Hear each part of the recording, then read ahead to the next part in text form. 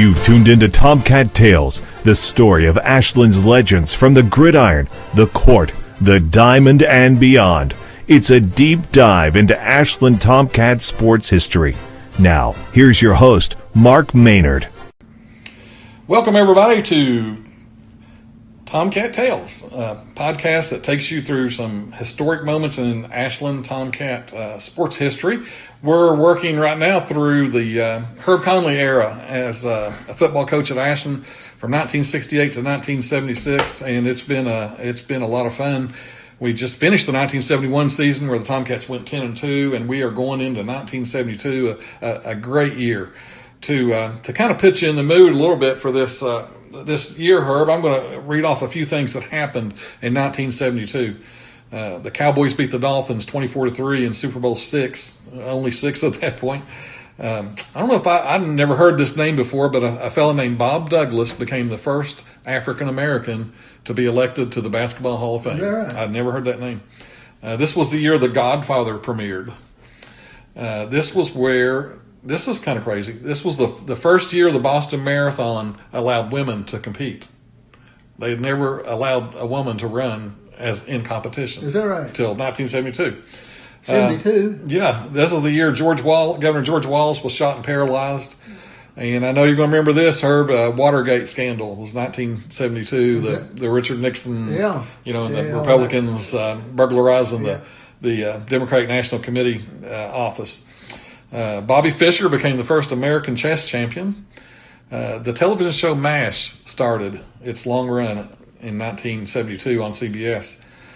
This was Roberto Clemente of the Pirates got his 3,000th hit in his last game, and it turned out to be his last hit as he was killed 3 months later in a plane crash. He was going to, I think it's Puerto Rico, on a rescue mission to take some food and stuff over there, and the plane crashed. And that was he died. He perished in that plane wreck. That was the year the Oakland A's beat the Reds 4-3 in the World Series. I remember that. That was awful. It was also the year Jackie Robinson died. Is that right? Jackie Robinson died in 1972. And you'll remember this one. The Pittsburgh Steelers, they won their first ever postseason NFL game, and it was when they beat the Raiders 13-7 on the Immaculate Reception. Do you remember that? Bradshaw throws the pass. He got kicked. And Franco Harris almost takes it off the ground and runs it back for a touchdown. I remember that. Unbelievable. That was 1972.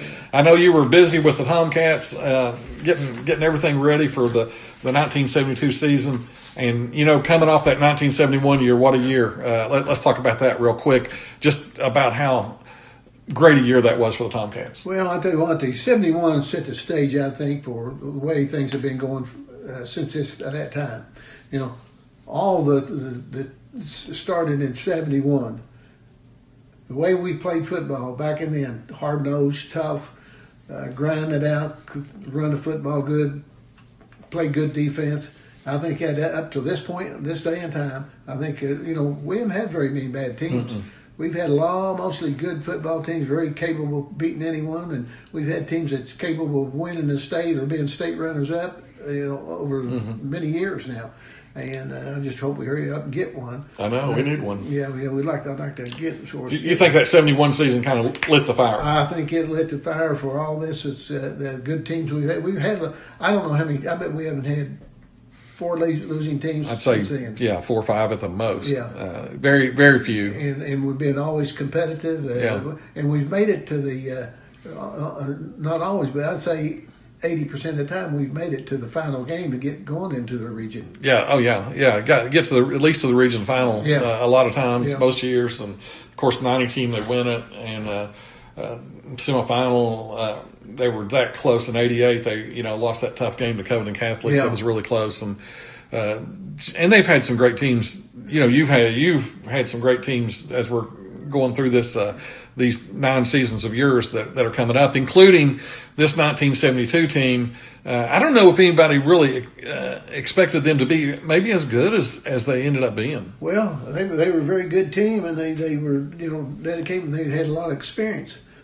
That team, 72 team, we're all seniors now. That Lehman and Steve Justice. Yeah, all those guys that were sophomores with you that went through that tough 1970 season, they are now seniors. Yeah, they're now seniors. And they've played a lot of games. 3 years, yeah. Matter of fact, some of them started as sophomores originally, maybe 2 or 3. So this is their third year. And then their third year, they started at least 8 games.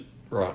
All 3 years. Yeah. Yeah, unless they were hurt, Right. But, so you probably knew we got a chance of being really good again. Yeah, I thought we had a shot to win it all. I really did. We had you got to have some breaks, Mark. You got to keep people healthy. Mm-hmm. You got to have a little luck. There's a little luck that always keep everybody healthy. And that means a lot.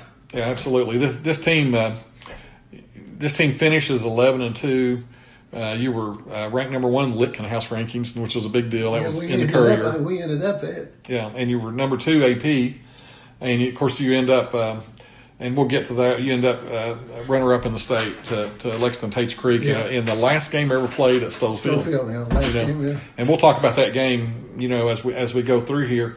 But this team was very much like that 71 team. You run the wishbone. It's a run first offense for sure. Exactly. And this team probably a little more powerful overall. Yeah, because we've we're in the offense, so I think we were a little bit maybe technique wise and fundamentally, and we added a little more offense. We run a lot of times from unbalanced line with the wishbone, and that was every time I would do that. Then one of these other college teams pick it up. I told the boys, the coaches, I said, "You notice every time we go 1 year running this, the next year they're running it," and they did. People were watching, weren't they? It just was a coincidence that happened. Well, I tell you, I know this team. The line they were so good. And, they had all that experience and they were strong. Yeah. Steve Justice, has there been a stronger lineman at Ashland? I don't know. Steve was built real well. I'll tell you what Steve would do. I didn't know this till about a couple of years ago. Steve hit with his face all the time. He had right on the top of his nose a big, he'd have a crease like that. Well, it wasn't all like a crease, but where he hit, it'd bleed and it'd just scab over. Well, I didn't know this for a long time. And one of the players we played against, I run into him someplace. I don't know if it was an all-star game I coached or what. I said, that big guard you had and played? So you know what he did when we come out to flip the coin for start the game? Said he looked right at me right in the eye and reached over and got that scab on his nose. Said he just ripped it off and that blood shot out and all down his nose. And then said it scared us to death. And so we went over and told the other guy, said, worst thing we ever did. They just come in and beat the tar out of us. Yeah. But I didn't know that. And I asked the players, the different ones later, and they said, he did that every game. Because he'd get it hurt first game of the year. Practice, he'd get it on his head. Because seemed like he had the T-bar or something in there. Well, we did that because he was all the time bleeding and it kept getting deeper and bigger. But I didn't know he was tearing that off. He was tearing it off every game. As big and strong as he was, though, he was athletic. Yeah. I mean, he could run. Yeah, he could run. You get that guy running at you and hitting you, it's over. Yeah. And him pulling, and then you got you got Randy Rice or somebody or Steve Lehman coming at you blocking, and Pierre Harshaw you can't catch anyway. Yeah. You're trying to tackle him. Yeah. Are you kidding? That's helpless. Exactly. Exactly. And we had good backs. We had good linemen, good ends. Mm-hmm. Our ends could catch a ball. And again, you didn't throw it that much, but you didn't need to. No. Jerry Kirk and Mike Kimbrell split the quarterback duties, and it really was a split, wasn't it? I mean, you used both of them. And both of them played. Both of them. There wasn't a starting quarterback. It was like no. We kind of alternated in there, and we didn't want anybody to get hurt. And both of them played defense. And we're both really good. Really good defensive player. Yeah. One thing about Mike, Mike was so smart. We had a lot of calls defensively, and that the safety had to do a lot of calling too. He was a guy who really set the secondary up. Who was what the calls were. Like if they had 2 receivers on one side, the left side, and one on the right side, he'd say 21. 21, or if depends on where that means there's 2 receivers on the left. one on the right. That's interesting. I mean, he's only a junior this year. Mike is this season, but he had those leadership qualities that you look for. Yeah. Him and Kirk both.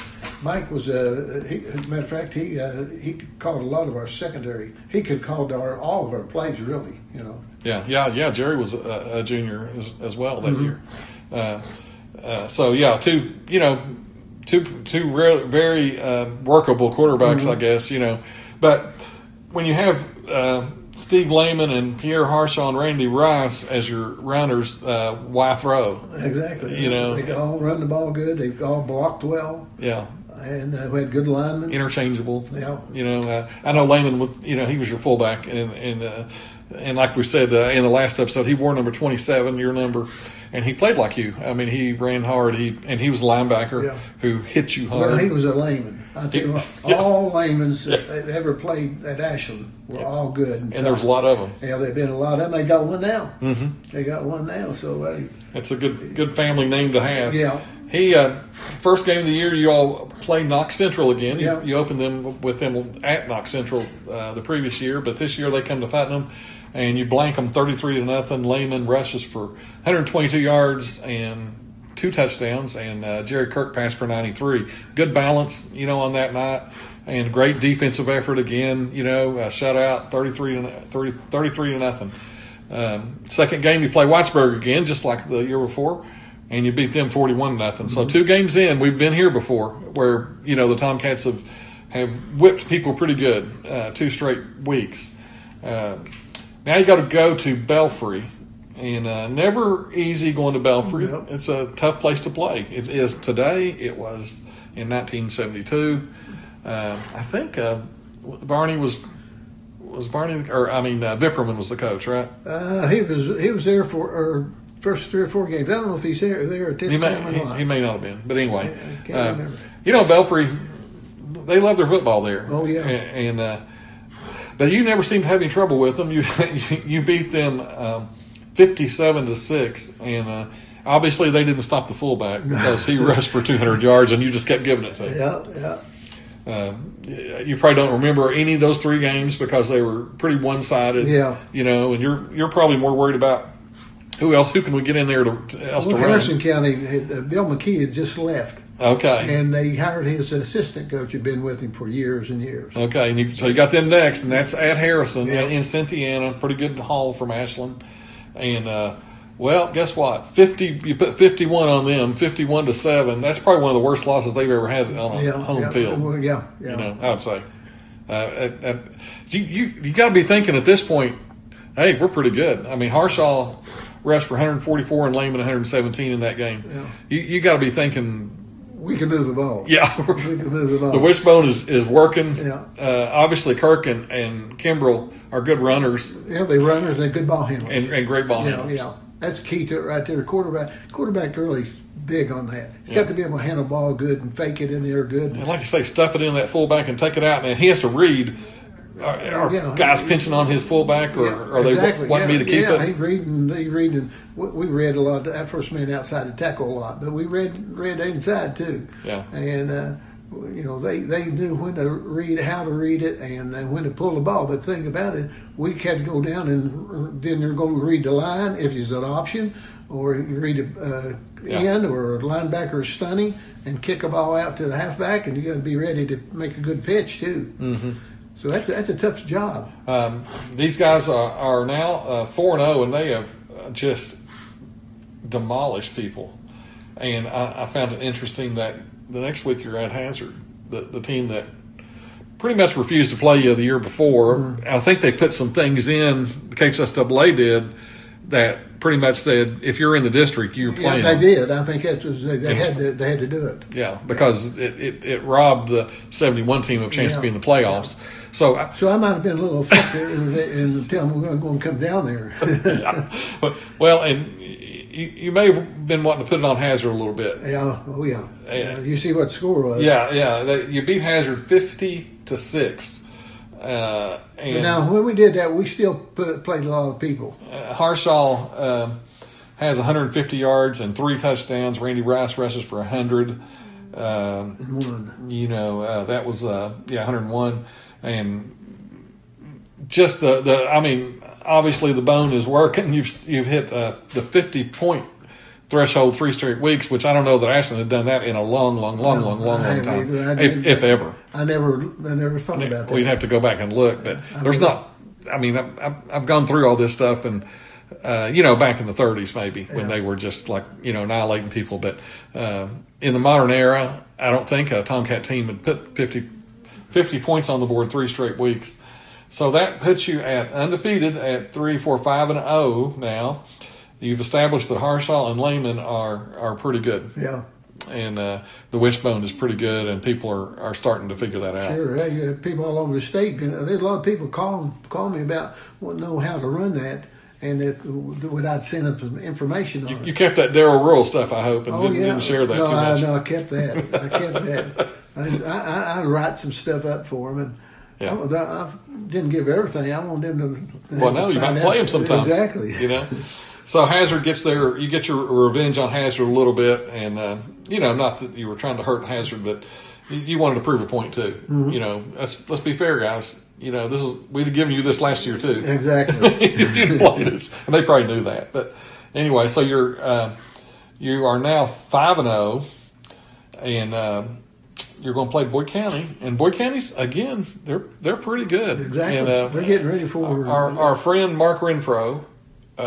Was on this team. Yeah, Big Mark. Big lineman, went to UK. Yeah, we worried about Mark. He's a good player. Yeah, we worried about him. If I'm not mistaken, I think we doubled him quite a few times. We didn't try to always take one person blocking because we didn't think we could do that. But he told me he remembered that game.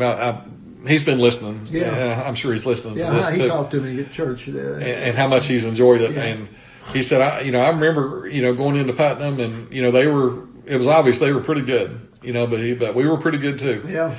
At that time, and they scored first in that game. Is what he told me. Yeah, they did. I think it was 7-0. Yeah, they went ahead 7-0, and and I'm sure the place was packed. Oh yeah. Matter of fact, that might be one of the bigger games we had with them. Yeah, bigger crowds. Yeah, I'm sure there was people everywhere.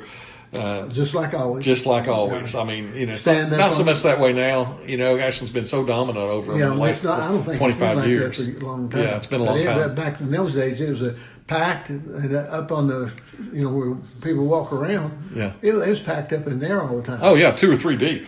I mean, one year, I don't know what year it was, but Coach Kidd come down and watch that Boyd County game. It might have been when they had Tackett, and that might be this time, right around in here. He was no, not yet. He's later. Later. It might have been, but anyway, a bunch of coaches couldn't get in. They were outside, and they wouldn't let him in. But Coach Kidd got in the gate somewhere, and he was coming to the press box, and they wouldn't let him in because so crowded. It was so crowded. Well, I think one of the coaches up there might have been Bill Thompson. Said, "Hey, Coach Kidd's here, and he can't get in the game." I said, "What do you mean?" He said, "Well, he's in, but he can't get in the press box." I said, "Well, you go up there and tell him to if somebody get out and go in." Just tell him I said, whoever you see first, tell them they're just to get out and let him get in, go to the game. Yeah, I don't remember. Somebody got kicked out. I just think, made room. Yeah, made room. Mm-hmm. Yeah. Let's pause and talk about Putnam Stadium a minute. Okay. What that place means to you? Well, it's a special place, especially when you're playing. If you're a football player and where you want to play. Yeah. Putnam Stadium, I've had guys that I played against. I got guys that I've coached against. Say, I'd love to play here. What made it that way? Well, I think that the guys way back. What made Ashland football was people back in the 30s and the 40s and. They were so tough and so won so many games, and I know they're a little older, but they set the pride stage, and the monitors up there. Here's what you have to do to be a good player, to be a good team, and I tell you who keeps that going more is Coach Love. He talks about that to his team. More than any coach. The heritage of the program. Yeah, he really talks about that. And that's why I think one day he's going to win it. I really believe it could be this year. Yeah. If they get to play. Yeah, who knows? And, but he's always been good at that, really good. Yeah. So, I mean, you watched games there. I know you watched Ralph Clear's brother, right? Oh, and yeah, Ralph, yeah, Don. That's Don and Ralph. Yeah. He was my idol. Yeah, those guys. Don was one you looked up to, right? Yeah. And Ralph too, for that matter. Ralph was a good player too. A heck of a player. Yeah. Yeah. And that because those guys were right before you, just like I'm talking about. These guys that we're talking about were the guys I was watching, and then like, wow, those guys are like, they're bigger than life. Yeah, see, Don Clear used to ride me down to the park. He'd come get me on a bicycle. See, I played with them guys when I was a little boy. I'd go down and play baseball with them, and I'd play football out in the streets with them. Of course, I was always a little kid. I'd run down the field, every now and then throw me a pass. And, they toughened you up, though, didn't they? Yeah, and I just loved him, and he was a heck of a player. But I remember him running over people, and he had a big step, and he'd bring him knees up real high. And he was an excellent football player. Played down at Kentucky. And Ralph was the same way. Ralph was tough. And back in those days, there were some good teams. Of course, the schedule, buddy, was loaded. You're talking about Portsmouth and Ironton. Yeah, Stonewall. And Stonewall Jackson. And in those days, you didn't always have to fight during the game, but after the game, it is. Putnam's a very intimidating place, too. I think for teams, although they do love playing there. Yeah. I know racing. This is Ashland's going to racing this year. Did you know that? I didn't know. First time they've ever done that. Yeah. Because of course Ashland gave them a pretty good check for coming every year too. Yeah. I mean, it was a guarantee. Yeah. I don't know, it's $4,000 or something. It was really big. Yeah. So.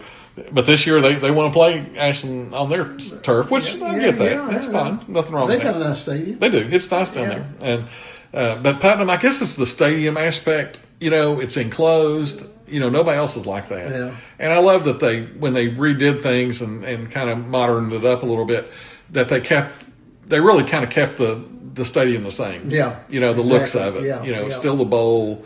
With the open end. I had more people talk to me about it. The coaches had never been there, said they said that when it was old. Yeah. And they said it's a mystique. It's unreal. Yeah. And he said when you come in here, he said our kids would sometimes freeze. I mean, they'd look around. And I said, look around our dressing rooms. You ever seen our dressing room when I coached? Wasn't that good, was it? No. But when I coached or played, I thought they were pretty nice. Yeah. Well, you didn't care. You're on a wooden bench. Get out there. Let's play. Who cares? Well, anyway, I didn't mean to get off track, but I think that's worth it to talk about Putnam. The Boyd County game, you're down 7-0 in that game, but that probably was a shock to your team who had scored 50 points in 3 straight games and just dominated everybody. All of a sudden, hey, we're playing somebody now. Exactly. Exactly. And I don't think we were really fired up and ready to play at that time. I thought we had.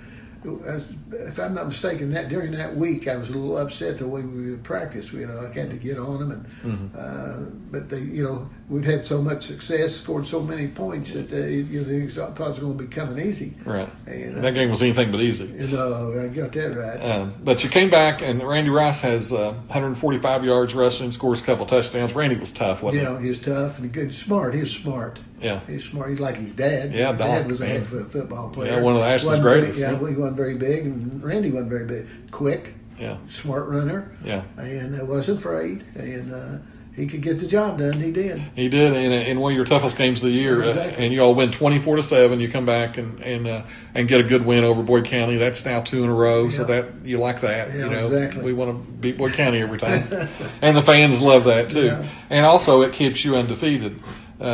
Now you got Russell, who's, I know you're still ticked off from that 1970 loss and not wanting it to ever happen again.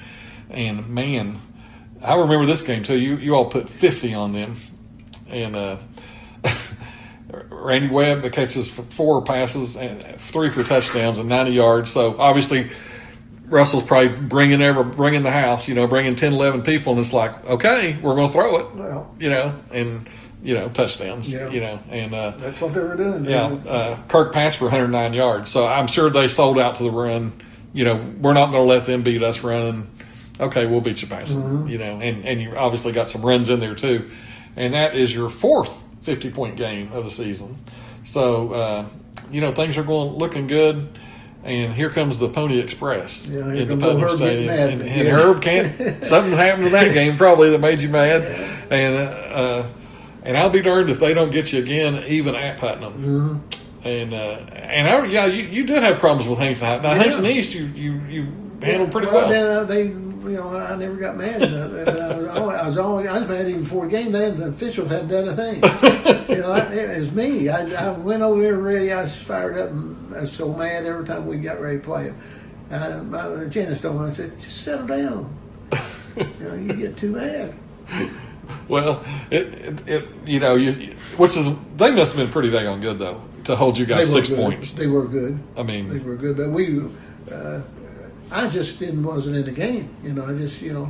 So same. In fact, I even let coaches call more plays. Call some plays here. I got to get under control, but I did. Yeah. So that's the first loss, and it's of course an out-of-state loss, so it doesn't hurt you district-wise and all that. So the next week you are playing Covenant Catholic, and again, we've talked about them and how good they are and their program is, and this game's on the road. You're playing at Covenant Holmes Field actually, because Covenant Catholic used everybody's fields. They didn't really, at that time they didn't have a field. Yeah, they played at Highlands or they played at Holmes. I don't remember where we played that game. Well, it says Holmes, so yeah, I got that noted there. And you win 33-0, and it's interesting, Herb. Jerry Kirk passed for 132 yards. Webb caught 7 passes for. We threw more than I thought we did. Yeah, this team threw a little bit. I mean, Kirk passed for 575, which Canute passed for 800. So, it's just a couple games. Yeah. But I guess again, it was people selling out to stop the run. Yeah, they stacked up in there. And you can't run against 11 people. Exactly. But you sure can throw. Yeah. Yeah. We took what we got. They give us. Yeah, and that's good. And that's what you need to do. Last game of the regular season, you face McKell, and CA's bringing a team into Putnam now, and you weren't any kinder to him in Putnam Stadium as you were at McKell. 41-3. Harshaw 169 yards rushing, Lehman 124. And just another crushing defeat for McKell. Pierre was ready for that game because they treated him so bad down there. He got him down there too. Yeah, and didn't have to say anything to Pierre. He was ready to play. Yeah. So so was the lineman. The offensive line, they remembered what was all said and done down there, so they wore them out. Yeah, they were ready for them. A good way to kick into the playoffs too. And I remember that first playoff game. Middlesboro, because Bimbo Fuse. Player, wasn't he? He was a player. And I tell you what, Mark, when we went to camp, I don't know if I'm pretty sure it was this year in East Tennessee. I'm not positive, but Middlesboro and 3 or 4 other teams were down there. We scrimmaged Middlesboro one day down there early. We wore them out. We whipped them so much it was unreal. And the next day we were going to scrimmage again. They wouldn't come out. The team wouldn't come out, and Tom Stapleton and I played at Easter together. I said, Tom, where's the players? He said, Herb, they're scared to death of your boys. They didn't come out in the scrimmage. I told them we was going to scrimmage you all day. They're still there. They won't come out. Then we met them in the playoff. They were ready that game. Yeah, I was going to say they gave you all you wanted. Exactly. And that was at Putnam Stadium. I remember that very well, that game very well too. Wow, just ended up 33-14, but it was a tight game most of the way, and he was a load to tackle, wasn't he? Yeah. I mean, it'd take 2 or 3 of you to bring him down. I don't know how old Bimbo was, but I think he passed 18 for sure. He's 19, 20, whatever. Yeah, he's a big kid too. But boy, he was tough. I don't even know whatever happened to him if he went to college. I don't think he did. Yeah, because he might not have the grades or something. I don't know. Yeah. He was a great high school football player. Yeah, and they had some good linemen. I coached the All-Star game that year and had 2 of their players down there, 2 linemen. So this is the first playoff game, though, since '67 for Ashland.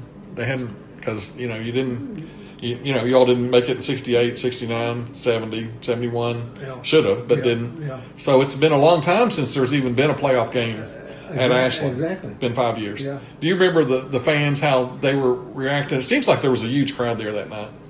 but I might be wrong. Against Middlesbrough. Yeah, we had a good crowd. Yeah, good crowd. Because playoffs were kind of a new thing. Yeah, everybody always didn't make it. Like now, it's like those first 2 rounds are kind of like, okay, let's get these over with. Yeah, because you're playing losers. You're playing teams that you're just going to. Some teams may not have won a game. Yeah, right. Hey, that's happened many times. Yeah. 0-10 team, and you go to the playoffs. Yeah.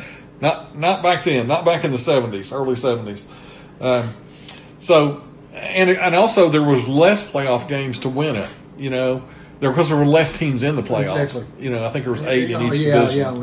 Everybody didn't get in. Yeah. You got 8 teams, and they're all pretty good. Every won the regions, and they're all pretty good. Yeah, they're all good. This was your region final basically. Yes. You beat Middlesbrough for the region championship, and Bryan Station. We talk. It is. I mean, I have to look, but you beat Bryan Station a lot. Yeah, no, Bryan Stations have a lot of guys in the pros. Oh, I know. They've been a lot of them kids that we played against. Well, the year Greg played that team. 3. Yeah. 3. One of them was. Your son Greg Conley. It was a quarterback on the 82 team. They were a good team. Mm-hmm. And they beat Bryan Station once and then lost to them in the playoffs. Yeah. But this game, everybody knew it was going to be tough. This is a state semifinal. You win this game, and you're playing for the championship. Mm-hmm. And wow, it's in Putnam Stadium. You can't beat that. Yeah. You're home. And I don't know how all that worked back then. Why you were home, or I don't know. It was odd and even and all that kind of stuff. I think it's even district or even region I forget too. Yeah, I can't remember, but that was a really hard hitting game. Oh, it was. It was a barn burner, and it was close all the way and physical, and it was exciting, and it was just a big night for football. Yeah. You end up winning 21-6. I don't remember the particulars. I'm with you. I think it was it was like a 1 touchdown game most of the time. Yeah. You guys probably got ahead of them. It was got ahead 14-6 and just had to hold on and scored late, and you win by 2 touchdowns. Yeah. In that game, Lehman rushed for 103 yards. You're going to go to your man there and score 2 touchdowns. Also I should note, in the Middlesbrough game, Steve Lehman rushed for 167 yards, and Harshaw had a pair of touchdowns in that game against Middlesbrough. So it's kind of interesting how they've set things up, because you wouldn't think you would play another Lexington team the next week. Well, see, I think that's when they separated the two, all the Lexington schools. They did that so they could have Lexington in the final, right? Yeah, so they could get at least one team in the final. You kind of spoiled that. Yeah. Having both, because they could have had Bryan Station playing Tate Creeks. Yeah. In the championship, exactly, which they probably liked, because at Stoll Field they'd probably got all kinds of people. Yeah.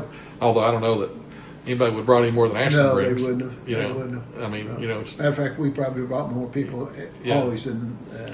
So that game, I know one thing from that Bryan Station game. It was a really hard hitting game, and you got some people nicked up in that game. Oh yeah, well, Steve Lehman was hurt. Steve Justice was hurt. Matter of fact, in that game is when that happens in the Tate Creeks game, when they jump on Steve Lehman's ankle, sprained his ankle, but he was hurt. I think Roger Webb was hurt. We had 5 starters hurt. I remember that, and we were beat to death. I mean, it was a real physical game. And they had people hurt too, so no matter who was going to win, it was going to be physically beat up pretty good going into the right. And that's tough. That next you got to play that next week, and you're playing against a Tate Creek team that's really good. Roy Walton. Yeah, Roy. Of course, that's the game. He got on and talked about how great we were. Yeah, Green Bay Packers. And all that. Nobody could beat this team, and we don't stand a chance. And the year before that, I coached the All-Star game with it. He's almost, when he coached the King, he was the head coach, I was the assistant. And before the game, he was telling them about the same. I thought I could probably told the team what he was going to say. Yeah, I remember I went back and read some of that stuff from those years, and how you in the paper and said, don't listen to him. He's full of it, and we all know it. Yeah. And, they got a great team too. Yeah, and, exactly. and I remember, I think you had 5 to 7 guys that were doubtful. For the game, you didn't know at that point. It was like early in the week if they were going to be able to play or not. Exactly. Even. We were, matter of fact, Steve Lehman, I think, had to have a shot in his ankle before the game. Yeah, wow. Steve will know that, but they did something. I'm pretty sure. I went to that game and probably didn't dress warm enough because that was one of the coldest nights ever. Pierre froze up. First time he ran the ball, run it down to 1 yard line, and then took it over for a touchdown. I think it was him took it over for a touchdown. And then who scored? Well, he might have come out of the game. I bet he come out of the game. Yeah, he didn't score because he came out. Yeah, he come out of the game. Probably, I don't know if it was Lane, it might have been Randy Rice or somebody. Yeah. Because I'm not sure who scored. Steve was hurt. And I'll tell you what happened in this game. Steve Lehman run the ball. We were ready to score. We scored first in the game. And we had moving the ball after Pierre we had what was you had 7-0. 7-0, and we're moving the ball. Next possession, we had the ball, and we get down to the 15-yard line. And Steve Lehman ran the ball, and when he got down to I think it's 15-yard line, and he ran down to the 15-yard line, and Steve was laying there on the ground, and it's in the film, big as everything. And one of their kids was standing over and jumped up in the air and brought his knee down on his ankle. Official throws a flag. I thought we were going to get a penalty. They called on Steve Lehman. For what, tripping him or something? I don't know. I called, so what did he do? He said, well, that's what they said. He said, yeah, he tripped him. I said, he didn't trip nobody. I said, he jumped on his leg. Didn't you see that? And the guy that called it, I think when I was at Kentucky, he was a senior, and he stood. Interesting. Yeah, I think he was the one that threw it, but I'm not positive. I can't remember. Yeah. He officiated. I give him the credit. Yeah. So, of course, that's another hard hitting game, and it's like you say, it's freezing cold, and Pierre just never got loose, did he, or something? He didn't play no more. Yeah. He just had that one play. One long run. That's that run. He never played another play. He couldn't get his frozen. He was free. Yeah, we should have brought or took. We knew it was going to be cold, but not always awful cold. Yeah. I mean, it was below zero. Oh yeah, it was really bad. And of course, they were Tate Creek right there at home. Yeah. So they could run over there and get. They had the big jackets and stuff put on. We had them, but we left them home. We didn't bring them because nobody expected it to be zero or whatever. Yeah, I remember. I remember that field too, just so brown because it was. Of course, it was like December or late November 1. Yeah, I don't know. Yeah, I think it was. It's November 24th. I guess it was right before Thanksgiving. Yeah. But it was just a very unusually cold. Cold night. Yeah. Not that that's an excuse. They were good. Oh, they were very good. That was a great team. Very good team. They had a back. It was awful good. Yeah, I can't remember the names. I can't even remember his name either, but I think he went to Notre Dame. Oh, wow. I think he went I think that's the only championship Walton got, I think. Although he won a lot of games. Yeah. He was a good coach. Oh, yeah. Roy was good. He was a kind of like a clown, but he knew his football. He knew his football. And yeah, he was a good. I ran across a lot of guys like that through the years that talked like that. And Ben Pumphrey was one of them. Yeah, Ben was another. I know Ben who loved to talk teams up. Ben was a good coach. Oh, Ben was a great coach. Great track coach. Yeah. Oh, yeah. I coached track at Harrison County. I didn't know nothing. Oh, about you track. went against him all the time. And Nicholas there. Yeah, and he showed me a lot of things I need to do in practice. Shoot, we come in third in the state. Wow. I just had 5 players. Wow. In fact, you don't need many in track if you got some fast ones, right? Get a relay team. Exactly. And, win a few individual events. So I know it was disappointing, though, probably, to get that far and lose. How did your kids take that? They took it really hard. Most of them took it really hard. What did you tell them after the game? Do you remember? I don't remember. I don't know. You were probably upset, too. I was upset, but I was trying to pick them up. And, great season. Great season, but I knew it was going to be hard because we had so many people hurt, banged up. Do you think if you'd been healthy, if everybody had been healthy? I think if we'd been healthy, we'd been fine. Yeah. And it'd be weather had been, or we could have prepared for. We knew what the weather's going to be like. Kept people warm. And not to make excuses, but it was. I never played the game that cold.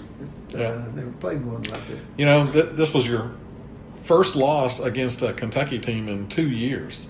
Is that right? Yeah, because you all lost to nobody in no Kentucky team in '71, and this was the only loss to a Kentucky team in 72. Y'all were 11-2 and lost to Huntington High and Tate Creeks. So pretty impressive, run in Kentucky football. Yeah.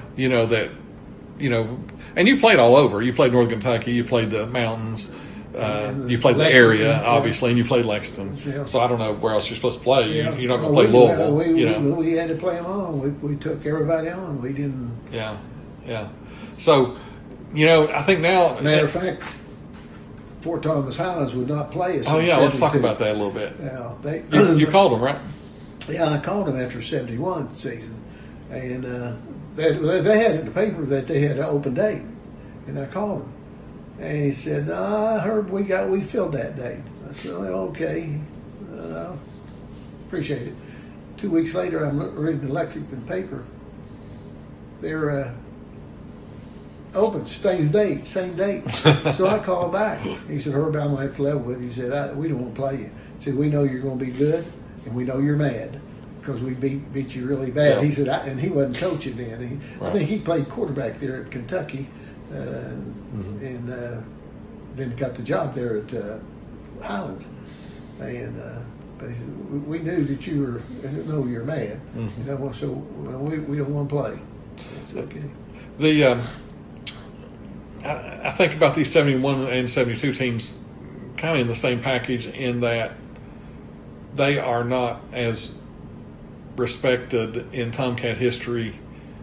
Maybe as they should be by the fans I'm talking about. Oh, I think so. If you believe, yeah, because they were really good. And they were very exciting. Mm-hmm. Very exciting football team. Could score. They're never honored. They're never, you don't honor the runner-up. Yeah. You don't honor the team that didn't get the playoffs. But through the years, there weren't too many better teams than those 2 years. Oh no. And I'll tell you what. And I've always been, as I've talked to you many times about the '71 team. It's a shame they didn't get a chance because they were on the road. Yeah, they were on the road and they could play. They could play defense. They just like this '72 team. Yeah, but these were mirror teams. The '72 team. Just when we had so many people got hurt, not to make excuses, but you got to have some breaks and some luck. Right. To win state championships. This team scored 447 points on the season. Only allowed 100. Yeah. All season long, and you had, and we played a lot of people. Yeah, you only had 4 games where you allowed double figures, against your defense. Yeah. And we played a lot of people. And played tons of people. You can see that by how many people got to carry the ball that year and throw the ball. You got some some sophomores that are pretty good. You got Gothard. Mike Gothard's a sophomore. Mike Gothard was a stud. Yeah. Did he play a lot in as a sophomore? Do you remember?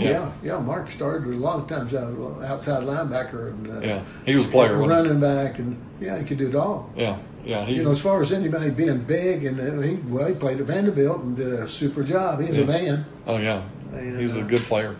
He's so you start looking and you're thinking, okay, well, let's see what we can do. Yeah, I was looking through some of these names. John Tackett, he was on this team. John Tackett was a big back, and he played defensive end.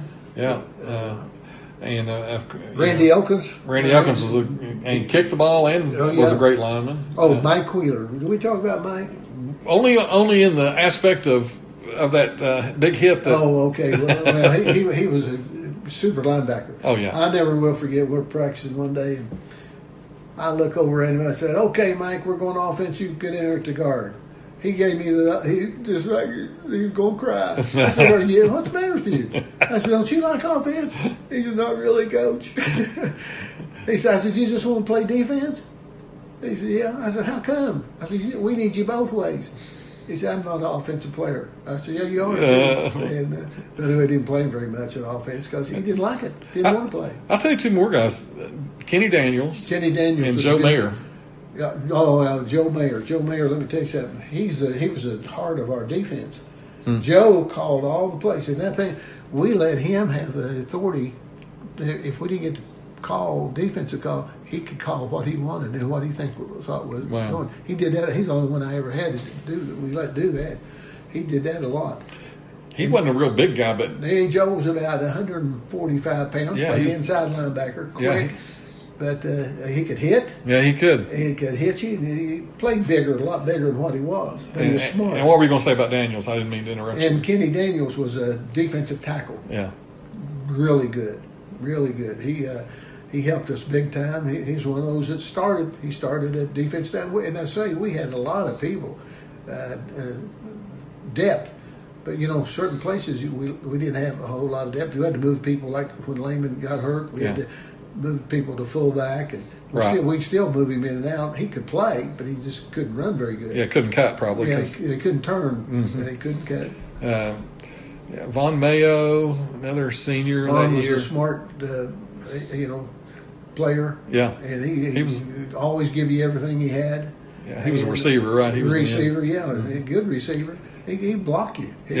And your receivers had to know how to downfield block because you were going to run the ball. Well, they were big because these guys make long runs, and our offense was set up. You had to block. And Mayo had 3 touchdown catches. He had 5 receptions. receptions. County ball game, I believe. Is that right? Okay. So those are big always, So anyway, just an interesting collection of players. And you got some good ones coming, and we're Kevin Shelcross. We talked about. We've talked about Kevin. He's just a great little player. Yeah, I loved him. There's no doubt. We talked a little bit about David Johnson, who was a first team All-State tackle. Hey, I'll tell you what, when him and Steve Justice both went to Eastern, and how I kept. Yeah, you kept in contact with. Well, I told him about him and everything, but when Coach Kidd saw him play on the film, he said, "Who's this 70? I think he's number 72." Was right. Dave? You're right. 72. All right. He said, "Who's 72?" Said Dave Johnson. Somebody said that's. Told Jack. I said, he said we need to look at him more. That's at the beginning of the year. So we need to look at him more. Said he looks like a player.